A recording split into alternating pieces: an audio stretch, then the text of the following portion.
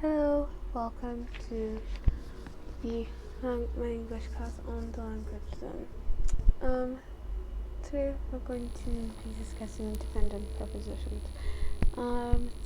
The topic is going to be a two-part class. So here we go. You probably already know what a preposition is, but just to refresh your memory, a preposition is a word such as at, for, with, from, or into that is used with, that's usually followed after a noun or a pronoun, and in English, a word ending in ing. So I think I should illustrate what I mean by word ending in ing. So, okay, this one makes sense. So, a preposition shows how people or things relate to the rest of the sentence. So, how do you use these prepositions with verbs? After verbs to be exact. Now, there are really no grammar rules on how to use them, so you kind of just have to know how they're used. Now, verbs that are followed by a preposition before the object of the verb are called dependent prepositions. So we have prepositions generally, and then we have a type which we are discussing in this class, and that is the dependent prepositions. Now, when you look at these examples, you see how prepositions are used after certain verbs. The first sentence: can you wait for me to finish my lunch? Here, wait is the verb, for is the preposition. Now, another example is I'm relying on my coworker to answer all of my emails while I'm on holiday. Now, relying is a verb, on is the preposition. Sun cream protects you from getting burnt. Now, if you remember when I said a preposition links someone or something to the rest of the sentence. Now, if you take away this from in the sentence, it's not going to make sense, because you just have sun cream protects you getting burnt. It doesn't make any sense. Or you can wait me to finish my lunch. That doesn't make any sense at all. So it's just like how we have dependent clauses that can stand on their own. It's exactly the same. These verbs would give the sentence that particular meaning without the prepositions. Now, this is a chart of some examples of the verb and preposition combinations. So there's admit to. Really, there are no rules. Again, there are no particular rules. So, I've been asked, how do you know? Is there a rule of which verbs go with, and which verbs go with to, or go with on? No, there isn't. You just have to remember these ones, and you can do that by using them, making sentences every day and getting used to it more. So there's associate with, connect with, or connect to. Some verbs are compatible with two or three prepositions, but they all depend on the situation. Sam and Mary adjusted to their new environment. Another agreed on the price. So you always have to remember that these verbs can stand. There are situations where they stand on their own, but when they're with prepositions in a sentence, they are qualifying, they're relating the object being spoken about to the rest of the sentence using meaning. Okay? Now, this is an explanation of, I said there are no grammatical rules, but doesn't mean that there isn't a grammatical explanation for it.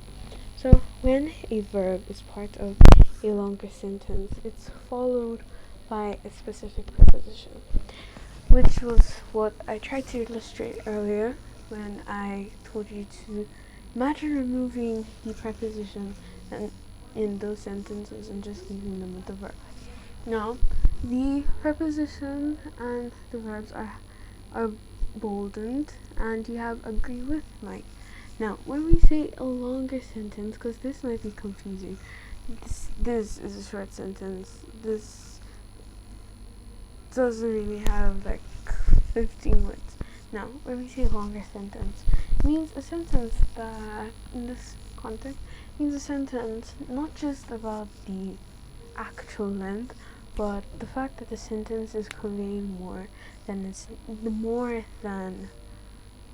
what you usually have. Because I could have I agree. I could say agree, and that's a sentence. But if I want to say that, remember I said a preposition relates people or objects or things to the rest of a sentence.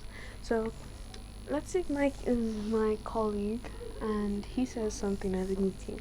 I could say I agree, or I could also say I agree with Mike. Yeah? So that's what I mean by a longer sentence. Now, she listens to the radio a lot. No. She listens to the radio a lot doesn't make any sense. So it gives the sentence meaning. Now, sometimes you will find in this example, like it's the verb and the preposition falls immediately after the verb. And in this sentence, the verb, there's a pronoun in between the verb and the preposition. It really doesn't always have to be following each other serially. Sometimes you have it in this format with a word, usually a pronoun, in between them. So again, there are no grammatical rules that help you know which preposition is used with which verb, and it's very important and helpful if you try and learn them together. To do this, you should write new vocabulary in your notebook, like in a sentence or a phrase, and if you read a book, you could try and task yourself and say, okay, I'm going to try and identify stuff, like, oh, in this paragraph the writer used this, and so you continually just build up your vocabulary. Now, verbs with for. These are just examples. They are waiting for a bus. He apologized for being late. Now, I just want to highlight that while you are to learn certain verbs with the other, even though sometimes you might try switching up you're supposed to learn verbs with the preposition, even though you might try switching them up, and sometimes they will actually sound correct, but they're not used in every case. So you can't say he apologized about being late. That's wrong. You could think it's right, but it's wrong. He apologized for being late. I applied for the job, not I applied on the job. Applied on means something else. You mean I applied paint on the wall. So if you change the preposition, it also changes the meaning of the sentence. So how do you ask for a coffee in Polish? I can't go out tonight because I have to prepare for my interview tomorrow. Verbs with from. these are basically examples, and it will be important, it will be very helpful if you study them, go through them, and try forming sentences on your own. It's like these examples, and the more you do that, the more you get used to them.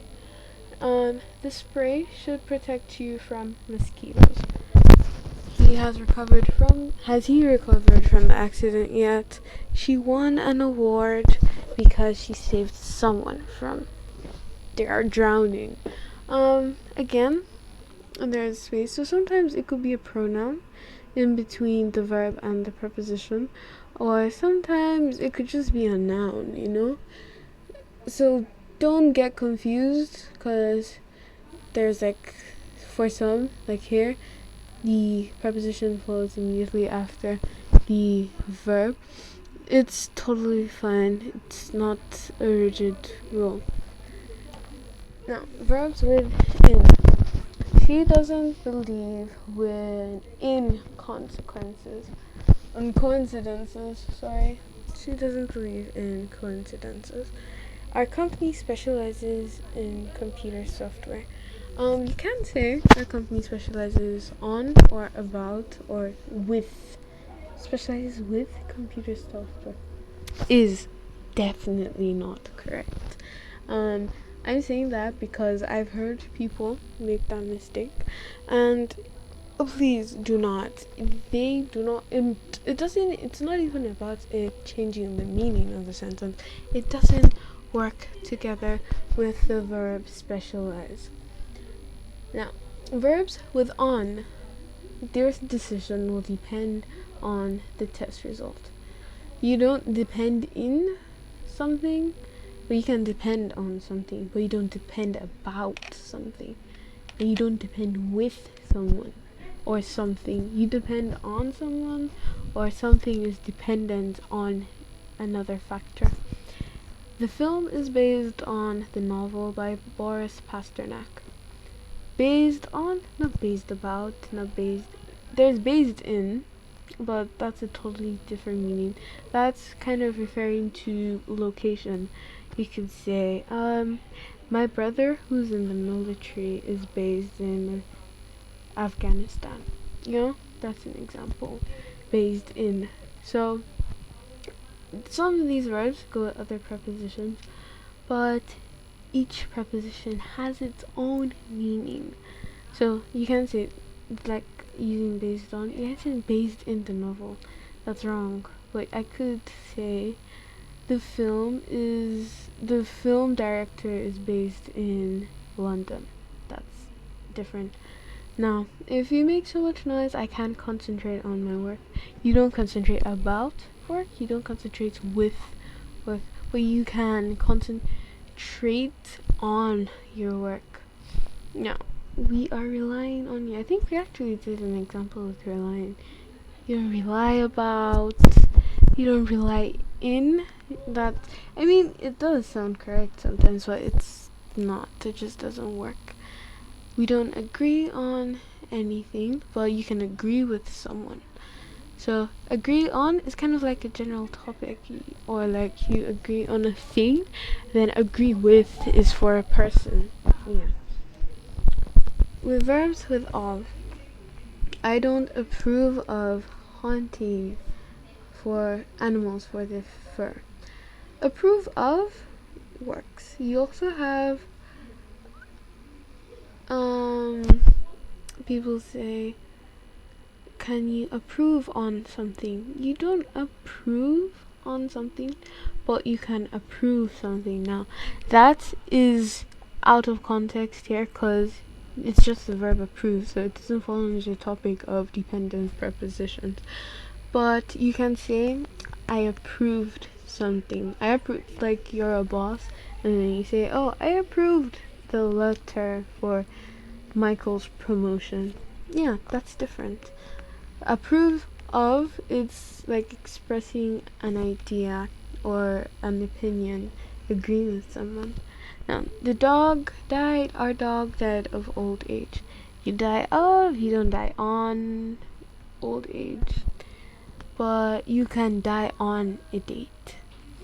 And then you have smells of bananas, but the shampoo smells of bananas, but you can see the shampoo smells on bananas, or smells with bananas, or smells about bananas. Verbs with to.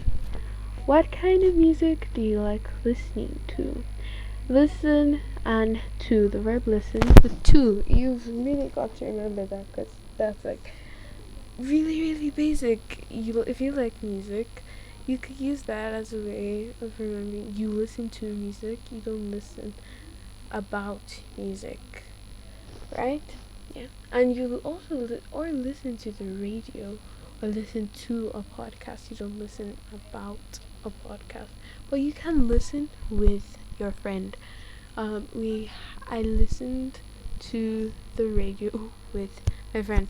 That's more complex than this stuff is talking about, so I'm just gonna skip that. Can I introduce you to my grandfather? You introduce someone to something, not introduce about, or introduce with.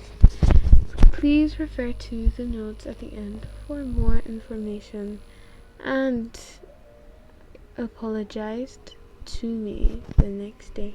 So you can apologize for something, that's like the action, and then when you say apologize to, you're talking about to a person, or or like a firm, if it's like an office or something.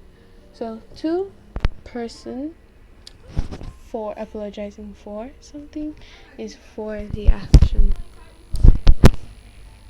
With verbs with. My favorite slide because of the pun. I agree with everything you said. I agree with everything you said. So there's agree on.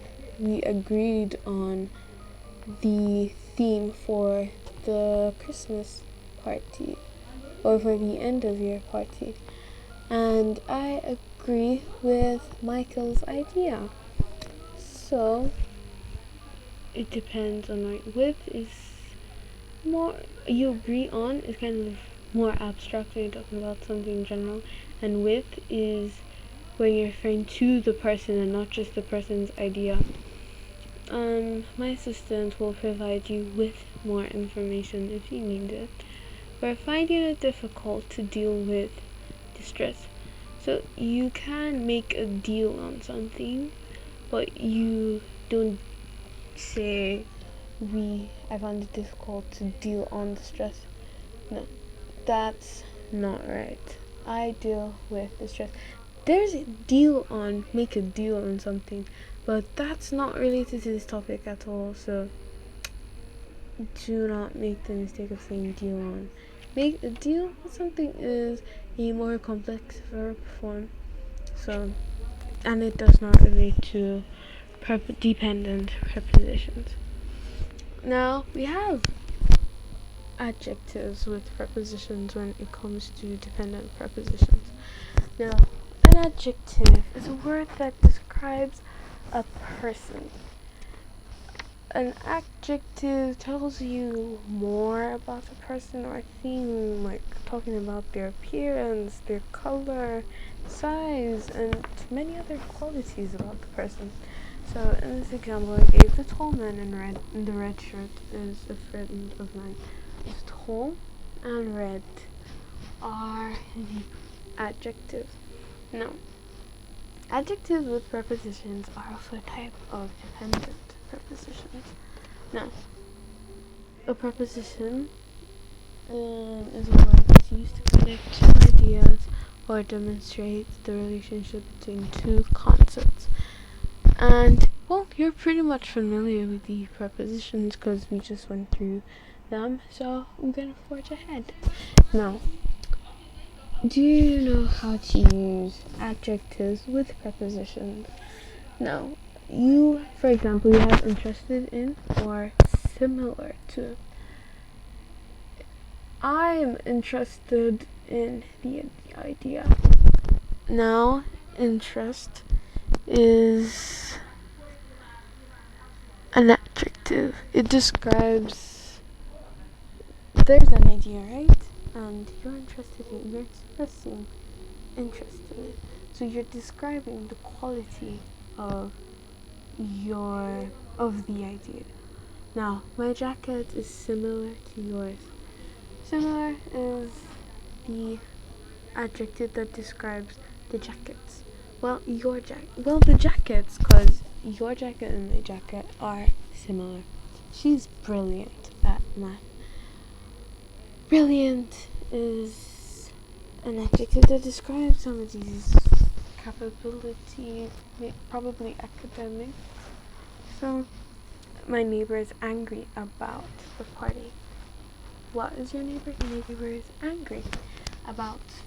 Now, like the prepositions with verbs, this doesn't have any strict grammar rules to how the adjectives are paired with prepositions, but you will also have to learn them as you go and note which prepositions go with which adverb, with which adjective.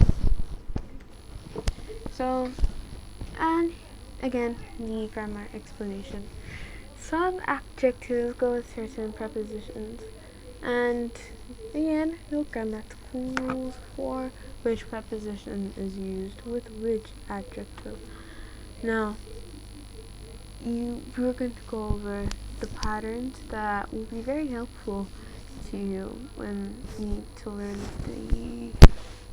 the patterns. So remember that a preposition is followed by a noun, or this is what I was talking about, the ing form. It's called a gerund. Now, with at, we use at with adjectives like good, bad, amazing, brilliant, terrible, to talk about skills and abilities. Now, mind you, these are not rules, but merely tips and guidelines to just help you pick out which adjectives go with which prepositions. Now, he's really good at English, but you can say he's really good about English. That's wrong. It doesn't really work. It doesn't work at all. Or he's good in English. That's a common mistake even native speakers make sometimes. He's really good at English. So people just say, oh, he's good in English. That's wrong. That's totally wrong. So she's amazing at the piano. You're terrible at organizing anything. I'm not very good at drawing. So remember, at is used with adjectives that talk about skills and abilities. About. We use about with adjectives that express feelings to explain what is causing those feelings. Like adjectives like angry, excited, happy, nervous, sad, stressed, or worried. I am angry about the decision. He's nervous about the presentation. She's excited about the new job. They were worried about the exam. So remember, adjectives that describe feelings are used with the preposition about to explain what is causing those feelings. You don't say, I am angry at the decision. It sounds correct, but really, that's not the right way. Grammatically, it's wrong. That's not the right way to express that feeling. Prepositions with, adjectives with of. Now, these are also used sometimes to express feelings. Now, she was afraid of telling her mom. Well, you can say she was angry of telling her mom. You know, there are also adjectives. There's specific adjectives that they go with. So, I am frightened of having an accident.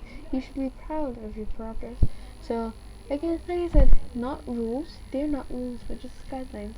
So, you can use of to express your feelings. So, about and of can be used to express feelings.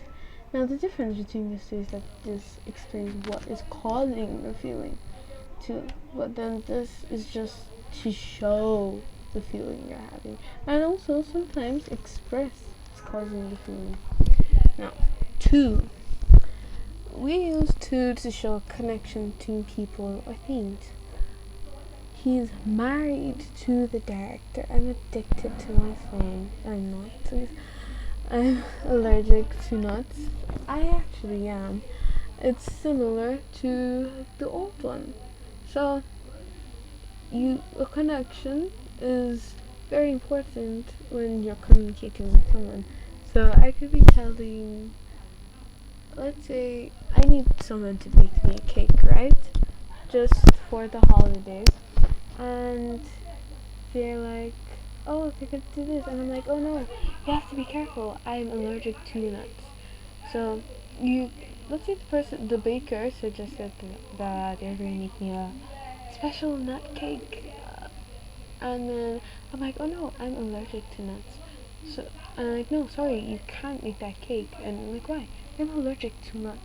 So, that's connecting me with the cake and why I can't eat that cake. So, we can also use to talk about someone's behavior towards another person or towards you. They were really friendly to me. He was nice. He was nice to you, but not nice with me. Nice with me is talking about something else. It totally means a different thing. It means like, well, it's not really correct actually when you think about it. It sounds correct, but it's not really correct. He's always polite to everyone. She was very rude to the waitress, but not rude with the waitress. 4. Exercise is good for you. This can be used to express, like telling you something that's like a use of something, or basically use for something. So stress is bad for you. It's like giving a reason. It can be used to describe. If you're given reasons why something is good, something is bad, why something happened, I'm responsible for the financial side of the business. Now, adjectives with in. She is interested in the project. They wanted someone who's experienced in design. I didn't want to get involved in the argument. Talking about usually it describes when you're involved in something, so you use adjectives with it when someone or something is getting involved in an activity or someone. Now, again, no logical. I'm pretty sure you're getting tired of me seeing this, but it's very essential to remember that even though in like about a few slides back, they're like, I'm just gonna go back there. Here. You saw this and you're like, oh, but this is like a rule. It's not really. It's just like a form of identification, if I'm gonna use that, just so you know which ones to use. But again, there are no logical rules, and you just have to learn them. And these are some really common ones that some were mentioned in previous slides, and some you're probably just gonna see them now. So, famous for, proud of, interested in, pleased with, bad at, good at, married to, excited about, different from or to, afraid of. Yeah. So, that is all for this class. Thank you. If you have any questions, feel free to let me know.